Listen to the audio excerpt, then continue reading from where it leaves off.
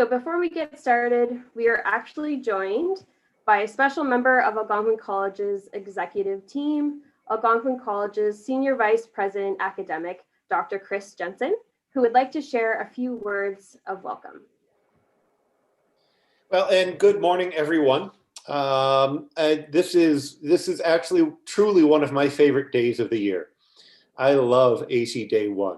The excitement, the anticipation, frankly, the little bit of nerves, the butterflies going. It's just an incredible mix on an incredible day. You have chosen to come to Algonquin College. And I am starting my 10th year at the college now, which both seem like a very long time and a blink of the eye all at the same time. This is an incredible institution full of amazing people that are beyond dedicated. They are absolutely passionate about helping you succeed. And that's really in part what today's session is going to be about, learning to help you succeed. The college's mission to transform hopes and dreams into lifelong success is not something we take lightly. And it really has a twofold meaning. It means that while you are here at the college, we are going to be doing everything humanly possible to help you succeed in your studies here and prepare for whatever comes next after Algonquin College. But that whole lifelong success thing also means that we are helping to prepare you for an incredibly meaningful career. In other words, the jobs that exist now and the jobs that are going to exist 5, 10 years from now. And as the world changes and you discover that the world changed and you need to change your skill set, we're going to be here again, waiting to help you change that skill set and get ready to move forward. So we serve not only the students that are here now, helping them prepare for the jobs that are going to be available right when they graduate, but we also drive the economy forward by ensuring that businesses and employers around the province and around the world have the incredibly skilled people that they need to succeed. So as we've designed our curriculum and as we've designed our programs, we're doing that in a way that's going to meet the needs of the employers as well. And so today's session is really talking about that bridge, that time between here at the college and getting employed later in an incredible job. So really happy to have this session to help kick off your studies here at the college. Listen carefully, these folks know what they're talking about. They've got great experience and really do care deeply about helping you succeed. So with that, I'll turn it back over to the program.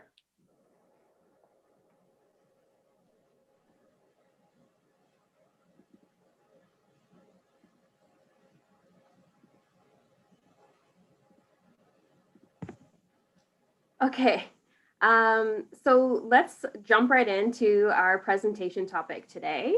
So like I mentioned earlier, we're going to be talking about the top 5 tips to help you get job ready. So throughout the presentation today, we're going to talk a little bit more about the Employment Support Center and what kind of services and resources are available to you as an Algonquin College student. We're also going to talk about what it means to be job ready and talk about the steps that are needed to get there. And then finally, we're going to have an open question answer period if there's anything we didn't cover or if you have any questions. So my name is Jessica Andrews. I am one of the employment officers at the Employment Support Center. And I'm joined today with my coworker, Lindsay Bortot. For myself, I've been with the college now for over 4 years and working both in employment and co-op. I'm going to stop that, it's really distracting. And I've previously worked within both finance and child welfare. So I have a background working and advising others, helping others succeed and reach their goals. And I'm hoping to bring all that experience together to help you all here today with your career journeys. My name's Lindsay. I am the other employment officer with the Employment Support Center, and Jess and I work closely together to support students and grads, which we'll talk to you a little bit more in a moment about. In terms of my background, I've been working with employment for over 10 years, 4 years with the college, and then about 6 years within the community. And I have a background in counseling and career development. So there's nothing that's more important to me than supporting students through such a pivotal, important transition period in their life. And that just happens to be, the transition from school to work. So today we want to give you some practical resources and tools and tips to get you started on this journey. And we want you to be aware that we're here for you during that period of time. And we are a support that you can access, whether it be tomorrow or whether it be 3 months from now or at the end of your program. So we're going to try a little activity using a tool called Padlet. So if you're watching this on YouTube, you should be able to scan the QR code. And if you're watching this via Zoom today, right here, I'm going to pop a link in the chat, or you can use the QR code. So I'll give you a second and hopefully that will populate for you. And then I'm going to go ahead and share my screen.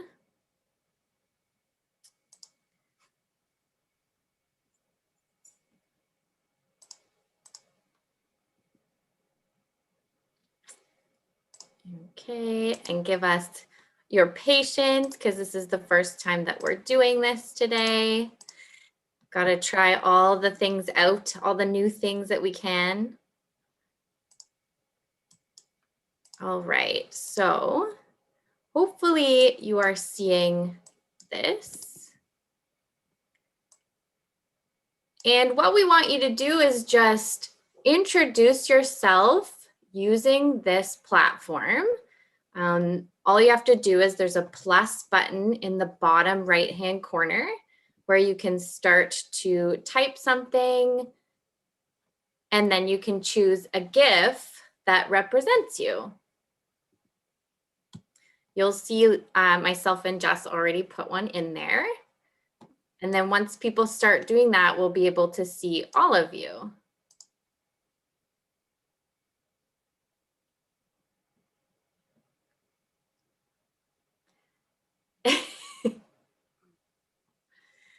And we can see some of you starting to type.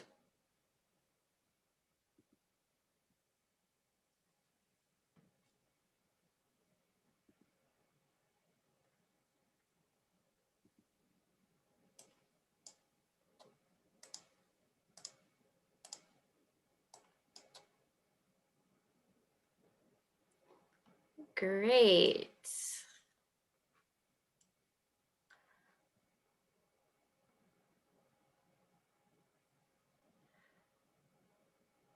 Hi, Jonah. Hi, Stephanie. Hi, Christina. Jagritty. Hi, Ken. I like Ken's GIF. He's deeply moved by us. We haven't even presented yet, but he's deeply moved. I love it. Great. We've got an office party going. I love that one.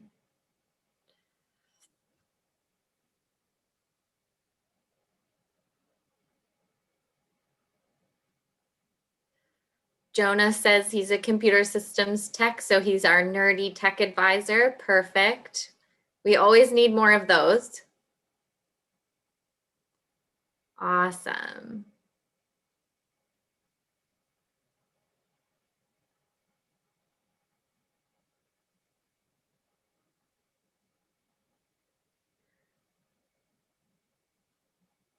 Love it. Love it, Steve. Too cute.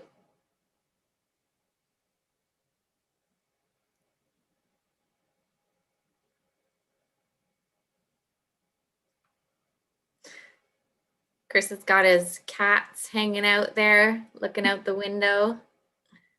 Perfect. Oh, did you catch that? Perfect. Well done, well done.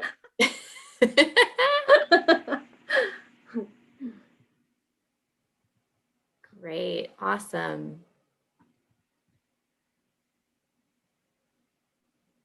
Perfect, okay, so give it a second or so, see if anybody wants to add anything in, and then we'll get back to the presentation.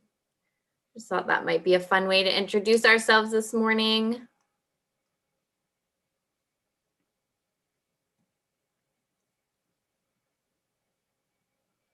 Perfect. Well, welcome everyone. Thank you for participating in that. That was fun. And I'll hand it back over to Jess.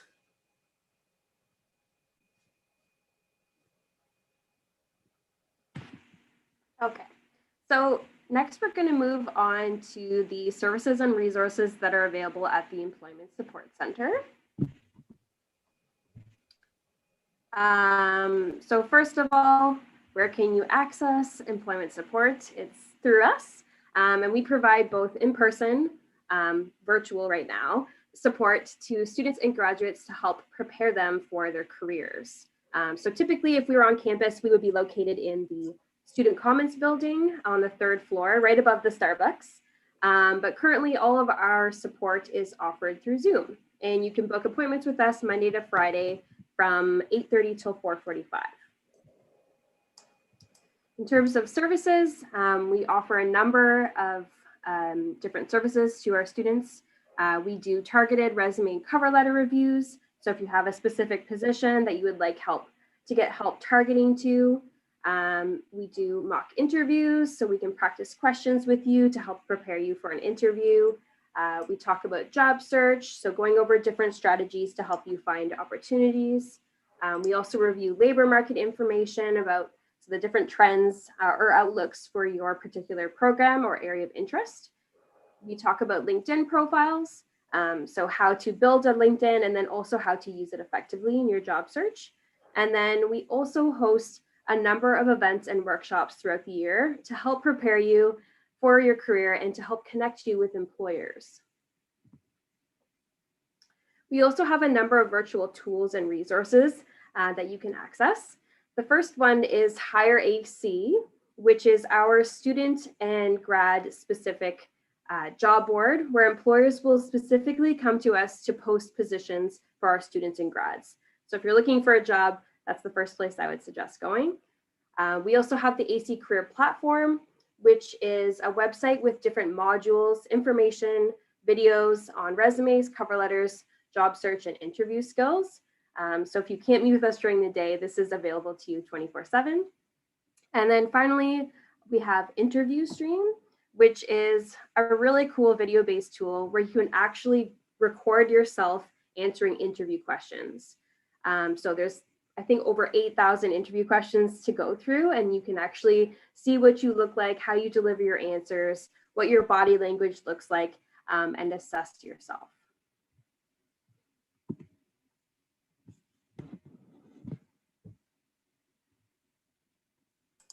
Now that you know that all about the services and resources and tools that you have access to through the Employment Support Center, we're going to get into the presentation today, which is the top 5 tips to getting job ready. So we recognize that as a student, you've got a lot on your plate. You're probably thinking about getting a job too. So that's just one more thing that you have to think about. The good news is today we're going to share 5 tips that we hope will be practical and things that you can apply to get you started on that journey today.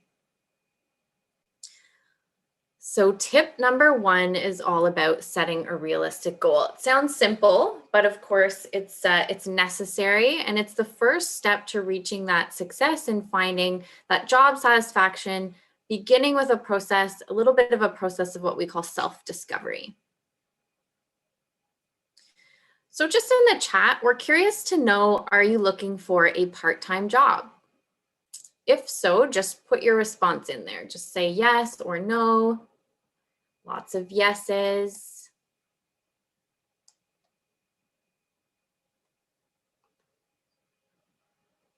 Great. So we definitely have some people looking for part-time jobs. That's great. Here is the first step. So how do I do this? First things first, assess your skills, your interests, and your values. So what does that look like? Ask yourself questions like, what do you enjoy doing? What are you looking for in a work environment? And what skills have you learned that will help you perform in your future job? So have you had other jobs in the past where you've developed what we call soft or transferable skills that can be used in future jobs? Are you looking for a work environment where you're working independently or where you're looking to work with a group of people? Do you know what you enjoy doing? Maybe some of your hobbies or your interests can actually be jobs. For example, if you like animals or pets like myself, maybe a good part-time job would be working at a pet store. So trying to think of some of those things more critically to get yourself on a path to what kind of jobs you might want to apply to. The second piece of this is really about researching the market. So this is where you'd ask, do I understand the job goal in the industry that I'm pursuing? Especially right now with some of the different pandemic measures that we're facing, what industries are doing well? Is an essential service something I feel comfortable with? And is that something that I'd like to do part-time? And do I know the prospects of the particular job or area that I'm looking for a job in? And the last thing within this step is identifying targets and setting goals, right? We want to create ourselves a plan so that we can stay on target, we know what we're doing, and we can move forward effectively. So based on the information I've collected, can I now identify some job titles or some options? And do I know, what is my timeline for this? How long do I want to be searching for a job for? What can I do in order to make that goal come true?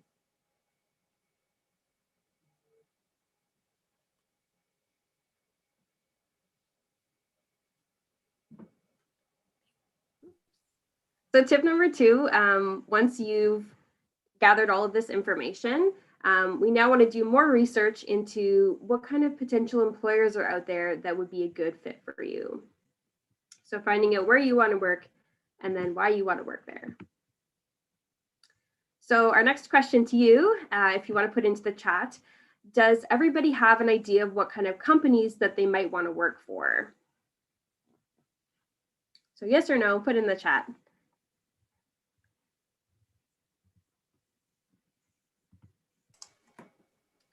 Okay, so I see yes to an extent. Okay, so you have like a few ideas maybe.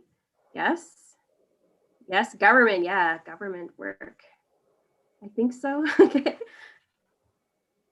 Oh, we've got some more government and architecture firm. Okay, so we've got some ideas. That's great. And some of those are a good first step into like deep diving more into finding specific organizations.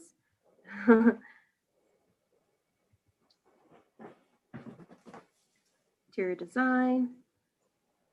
Okay, good. So it sounds like some of you have already started this process, which is really good. Financial industry. So how do I do this? So first step is trying to create a list of target employers. So coming up with a list of about 10 to 20 companies that you might potentially be interested in working for. So making sure that you're considering all types of organizations. So whether they're private, whether they're government, if they're small, medium, large, considering what would be a good workplace for you and making that list. Once you have the list, then doing even more research on these companies. So what do their values look like? What is their work culture? Do they have accessible hiring practices? What does their hiring process look like? What are their services? What kind of customers do they serve? What are the job requirements? Do they need a specific degree or a years of experience? Are there specific skills that you have that they're looking for? So doing all this research to really understand what the companies are about and if they would align with what you are looking for.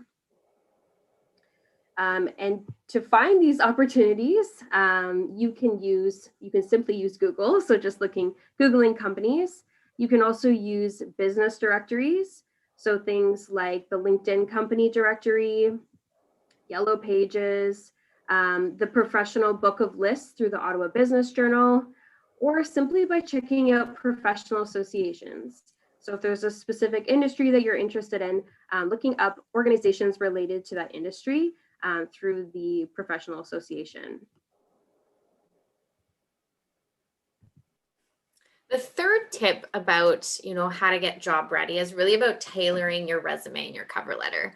This is a big one because as you move towards your career, you're going to learn that, each job is going to require a certain amount of customization on your part. So this is good practice while you're looking for a part-time job. So think of your resume as a marketing tool and imagine yourself as the product that you're marketing. So just to get a quick glimpse of what you guys are already doing, in the chat, again, just a yes or no response. Do you customize your resume for each job you apply to?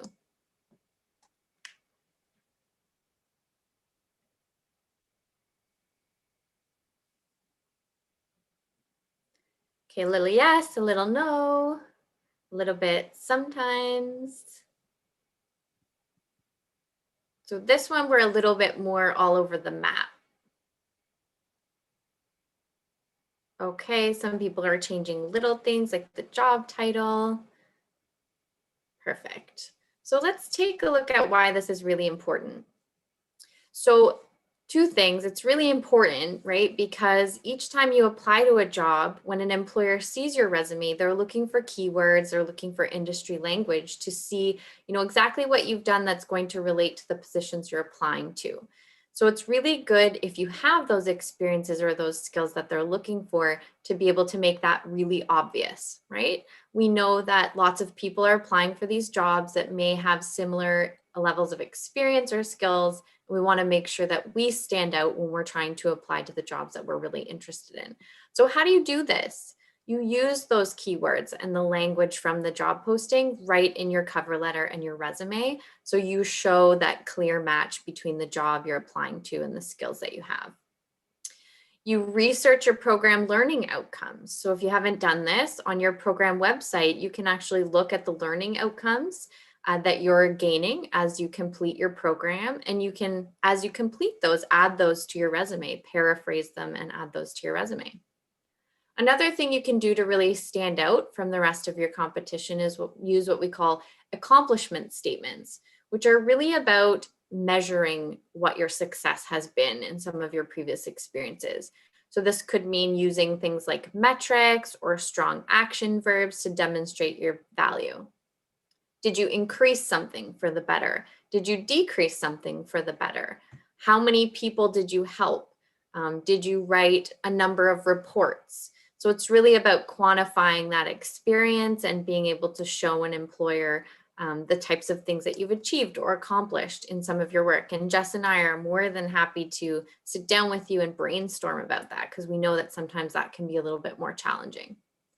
And then, of course, paying attention to the details. You want to make sure that the product that you're submitting is a quality product, whether that be a good format for your resume, ensuring that spelling and grammar have no mistakes, and making sure that overall your document is aesthetically pleasing. Those are the things that you need to be aware of when you're trying to customize and tailor your resume and cover letter. So let's take a quick look at what parts that might look like. So here you'll see just a sample, an image of a resume. You'll notice that it is what we're looking at. It's well formatted, right? It looks nice. The font sizes match. It's all aligned properly. Its bullet points are indented evenly. It has defined subheadings, right? So you can see, you're starting to see that it looks really nice. It's something that somebody would be happy to review. The second thing there is that if you really look into this, we're going to see keywords. So for this person's industry, which is office administration, there are keywords that are already embedded that we can assume were in the job posting.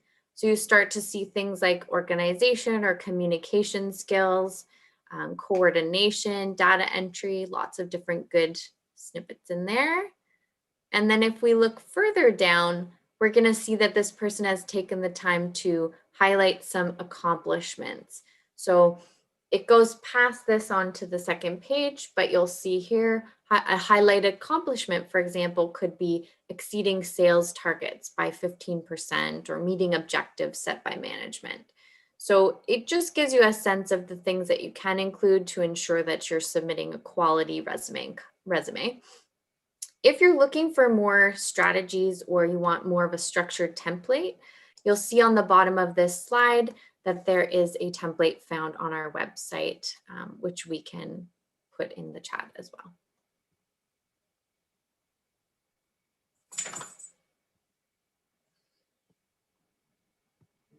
So tip number 4 is to diversify your job search method. And so what I mean by diversify is to not just use conventional methods of job searching, so online job boards. Typically, whenever you're looking for a position, you want to use a variety of methods because employers will hire through a variety of methods. So using both online and then networking is a good way to find the most opportunities. So before we get into some different strategies, I'm curious to see what kind of job search methods you guys have used in the past to help you get jobs. So in the chat box, let us know.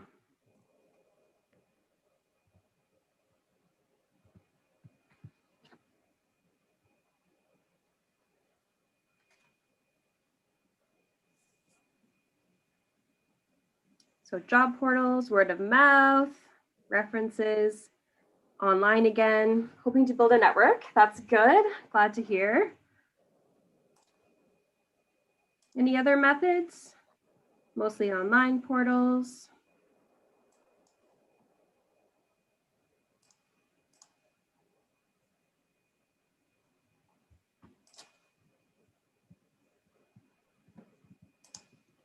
Directly through websites. Good, good. So I'm glad that there's like a variety out there. Let's deep dive into a few more.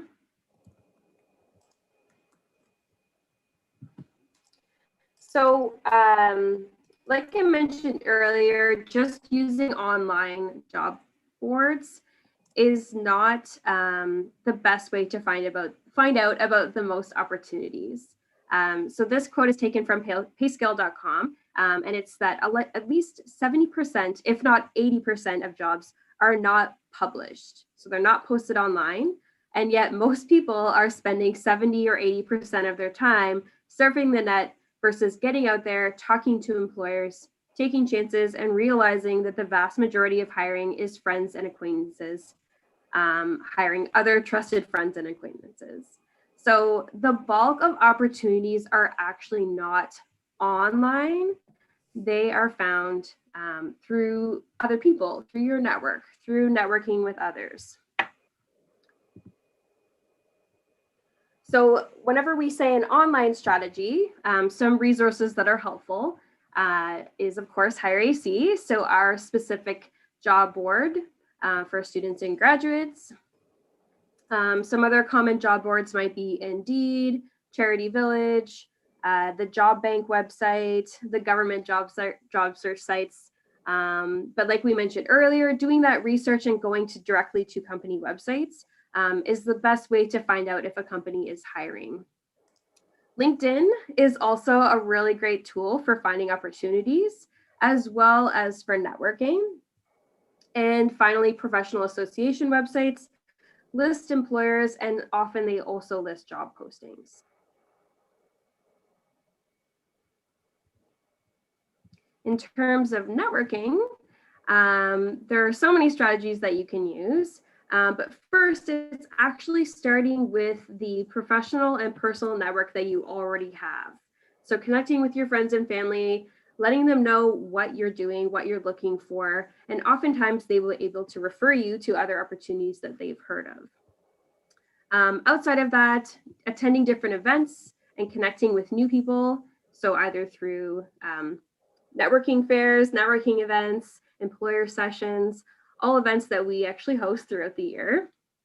Conducting information interviews. So this is where you actually reach out to somebody in an industry you're interested in and asking them questions about how they got to where they are, what kind of advice they'd have for somebody in the field, what kind of things to include on your resume. So it's kind of getting that inside scoop from somebody who's already in the field and has some knowledge. Cold contacting is another way. So just directly reaching out to a company to see if they're hiring or sending in an application if there's any potential opportunities. Using social media websites like LinkedIn, which is a really great resource because you can look up almost any company on LinkedIn and see who works there. So you can find people who are in positions you're interested in, or you can find recruiters that you can connect with. And then finally, we always build up our network through the different kinds of jobs and opportunities that we've taken advantage of. So by participating in applied research, co-op, different forms of work integrated learning, or even volunteering in your field, all of these are really great ways to build up your network and make contacts that can potentially help you along your career journey.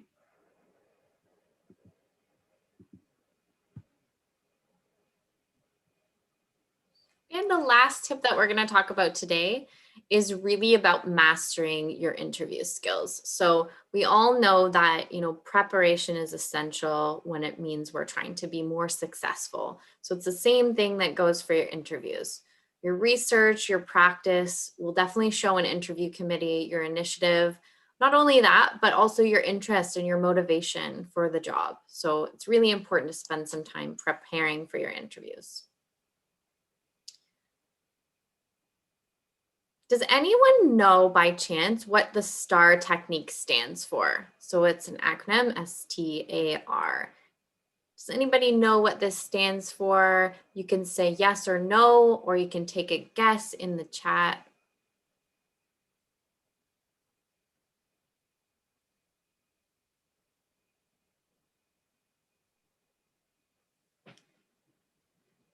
If you think you know what it means, feel free to pop it into the chat there.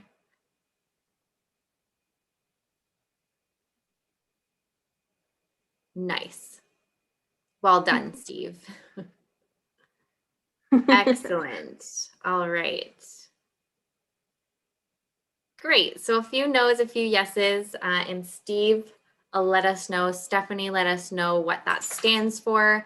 And that's really one of the techniques that's going to be so beneficial for you, which we're going to talk about during the interview. So we've broken this down into a couple of tips before the interview, during the interview, and after the interview.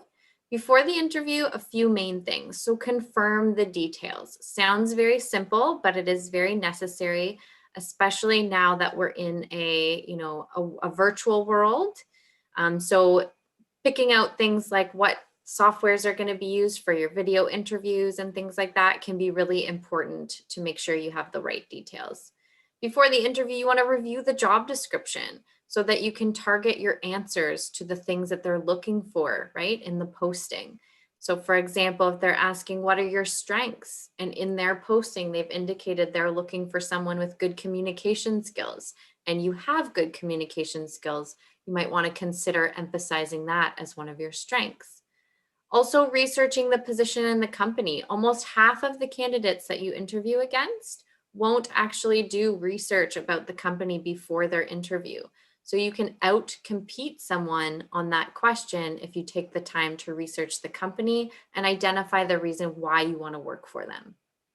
Of course, preparing and rehearsing. So whether that be writing out your answers ahead of time, saying them out loud, doing a mock interview with us or with someone you trust can be really helpful to see what your body language is, how you're articulating questions, if you feel confident about your answers.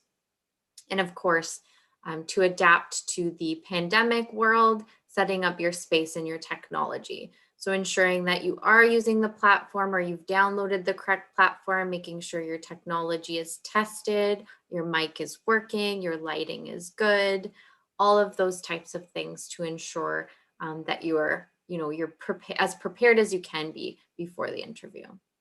During the interview, it's really about making that good first impression. We know that oftentimes, in less than 90 seconds, employers are making a judgment about you based on their first impression. So what can you do to make sure that the first impression you're giving is good? Some of that is about your body language. So, even through a computer screen, we can tell if your posture is good, if you're smiling, if you're making eye contact by looking directly into your camera. All of these little things add up to that first impression. And throughout your answers, ensuring that you maintain a positive attitude. So if a question is asked about conflict, you want to make sure not to focus necessarily on the negative, but what the positive outcome was of a situation that may have started more difficult or more challenging.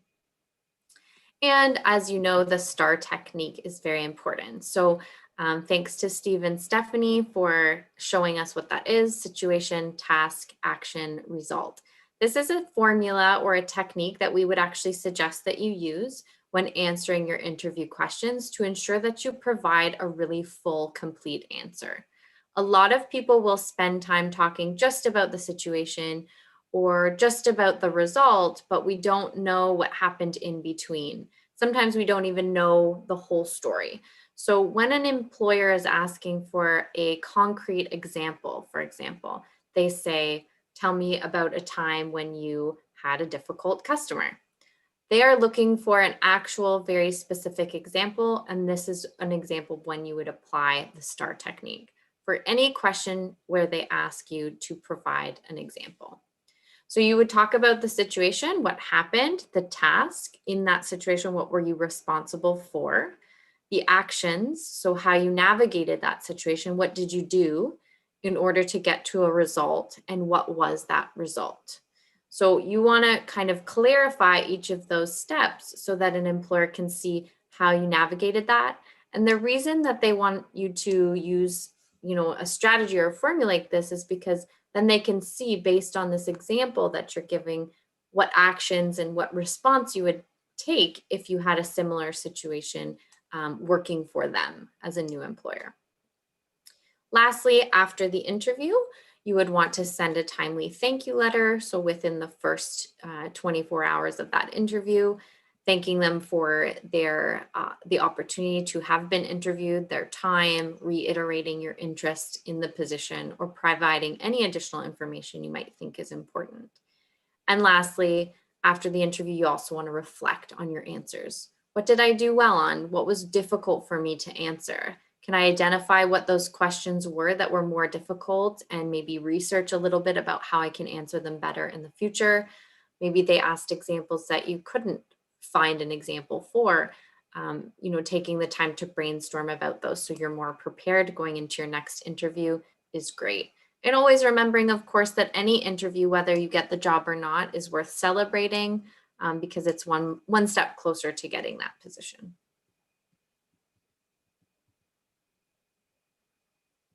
And here is just the STAR technique stated for you.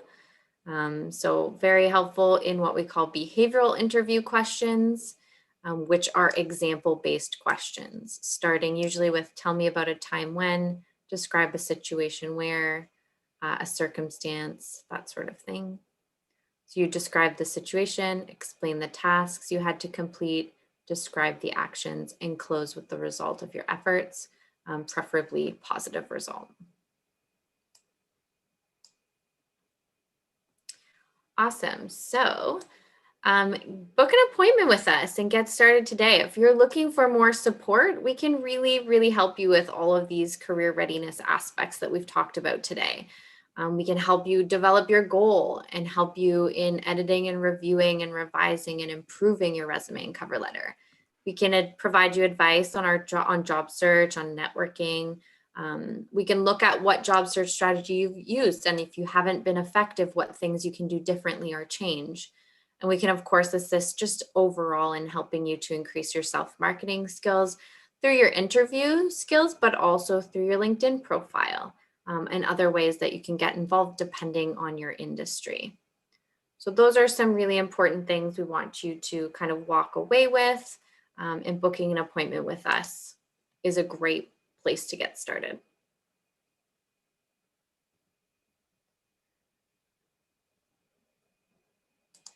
All right, so what are your next steps? Does anybody have any ideas or want to share in the chat? You know, what are you looking for? Do you think you're going to book an appointment or you're going to start researching companies? Let us know in the chat what you think where you're going to start with all of this today. Stephanie asked do you give advice for mature students that have been in the workforce for years? Absolutely. See lots of mature students or students returning for a new program or a second career or people who have changed their paths. We're happy to give advice to everyone and anyone. Awesome. So I'm seeing people are interested in booking an appointment, starting to build their networks, researching some companies. While we're chatting here, I'm just going to pop into the chat a link. So if you're interested in booking a virtual appointment, you can get more information on this page on our website here.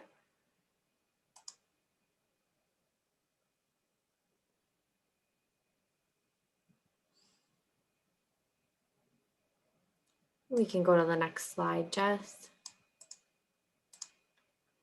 So thank you so much for attending. I'm going to just give some closing remarks. Before I do that, I would like to also remind you that we can stay connected through our LinkedIn page. That's probably the easiest and the best resource to stay connected to what the Employment Support Center is doing, what we're offering, job search tips, government application campaigns, events and recruitment sessions that we're offering through our center. So that's in the chat there. I would encourage you to join our LinkedIn page today so you can be aware of all of that information. And then lastly,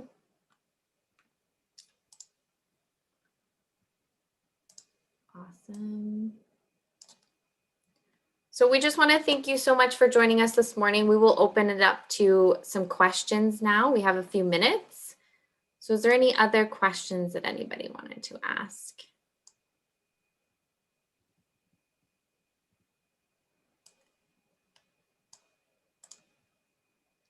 There's a couple in the Q&A box. Perfect. So Jagridi would like to know if cold calling is considered unprofessional in Canada. That's a great question. That's a good question. Go ahead, Lindsay. I would say anything can be considered unprofessional if you're doing it unprofessionally, but as a strategy for a job search, it isn't considered unprofessional. It's a normal way to job search. You might have the experience that you may do some cold calling and you might not receive feedback, or you might not get a response or an answer. That's okay. That's like any other method. Same thing happens when we apply to jobs online. It's just an opportunity for us to do something different that might generate a response that our other methods haven't generated. So as long as you're ensuring that the contact you're making, that when you call someone and you articulate the reason why you're calling in a professional way, then it is considered just as professional as any other method of job searching.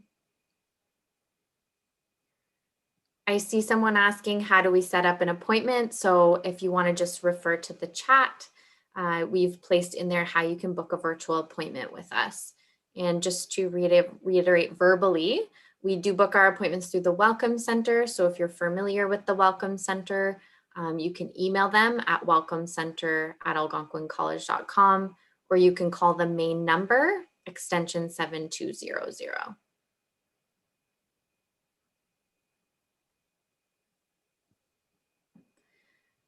I see Sorens has asked, I'm an architect with 3 years of experience from India. Do I have a chance to getting into an architectural firm?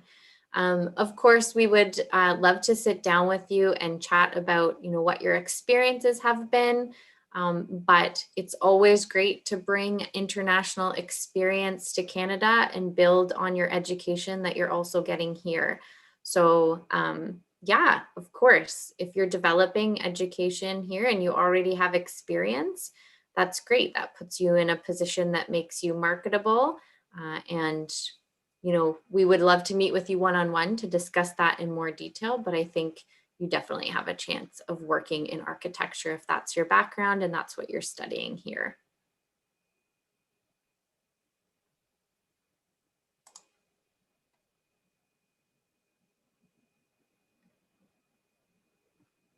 That's a great question. So I see we have a question from a YouTube viewer. When I take an online interview, what should I pay attention to? So one of the things is, again, body language, very important, just as it would be in an in-person interview.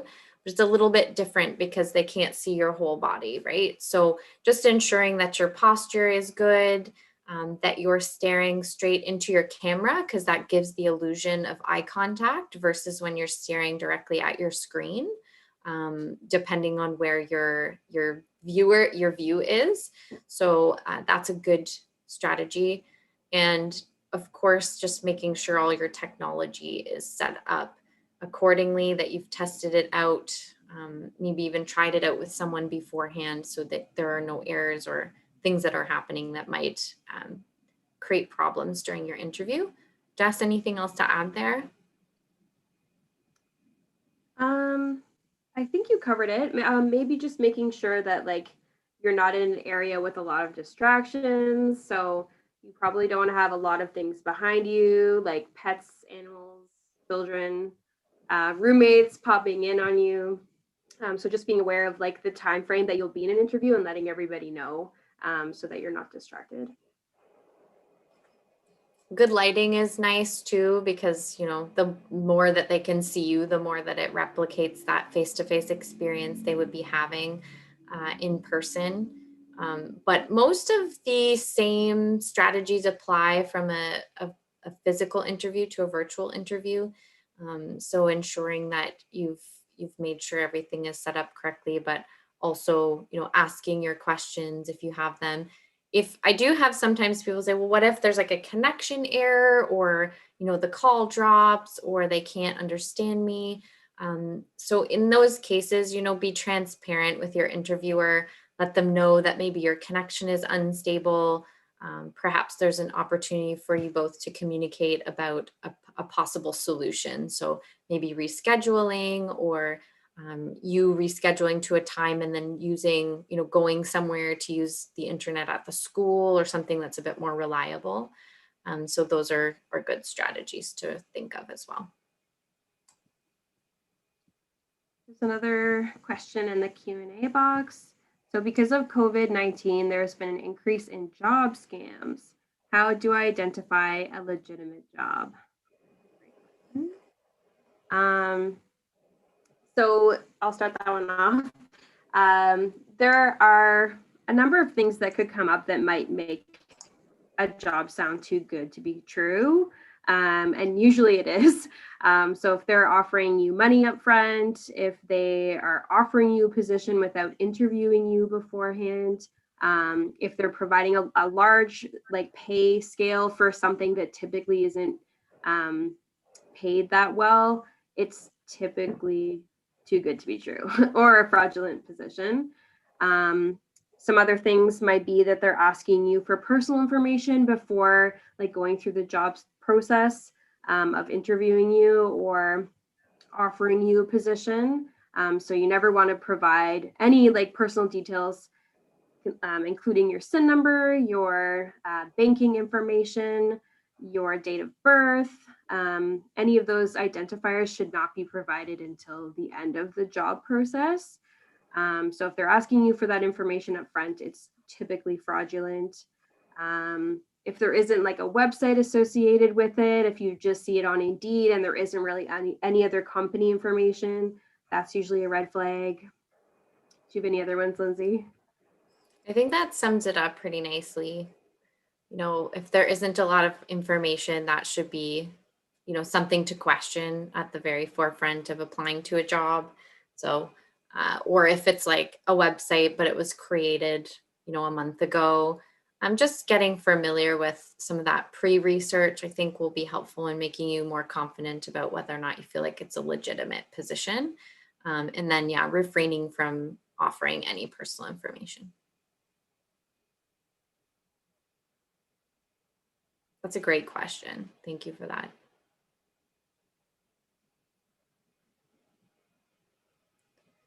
Any other questions?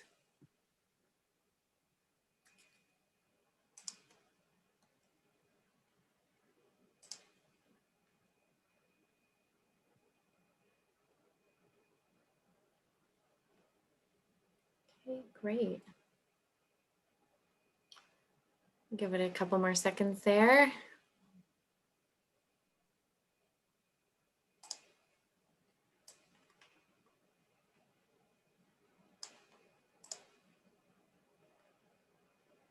Perfect.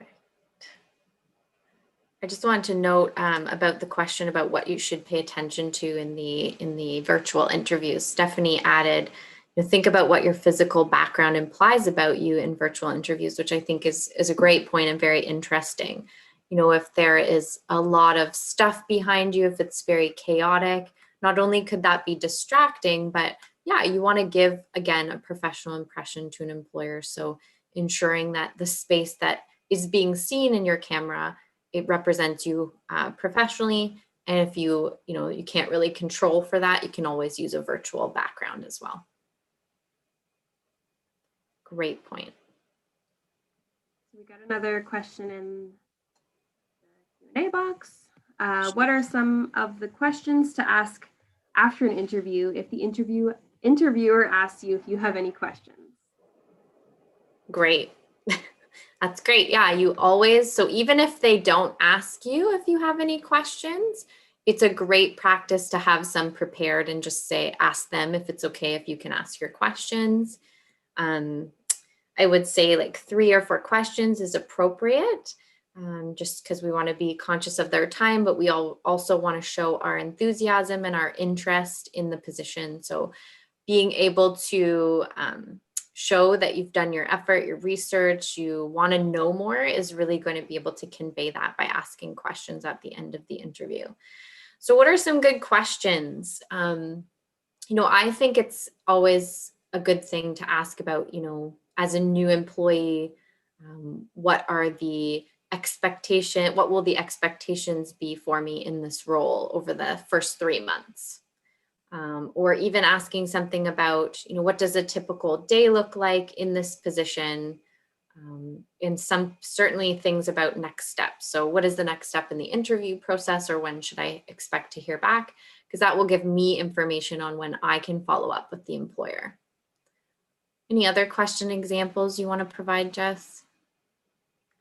I would say if you can tailor your questions to the specific position, like the more tailored they are, the better. So if you've done research on the company and you've noticed something and you ask them a question about it, it just shows that much further how interested you are in the position. Some other questions might be like, how is success measured in the role? I've heard of people asking the interviewers what they most enjoy about working in the company, asking them about the company culture, or what the team looks like, asking about orientation or training, ways to be successful in the role. Lots of questions to ask. And on our resource mentioned earlier, the AC Career Platform, there's actually a list of interview questions that you can ask an interviewer if you have an interview. So if you wanted to look at that resource as a guide for you, not only for what questions you can ask, but it also goes through, what are the common questions that interviewers ask you and how can you prepare for them? So it gives you some sample answers as well, which can be really helpful. And that was from the career platform, which I will copy into the chat again.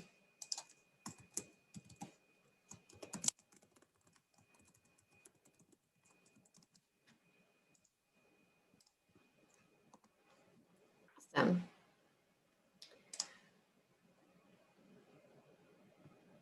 So another question about upcoming workshops, like resume writing and interview preparation.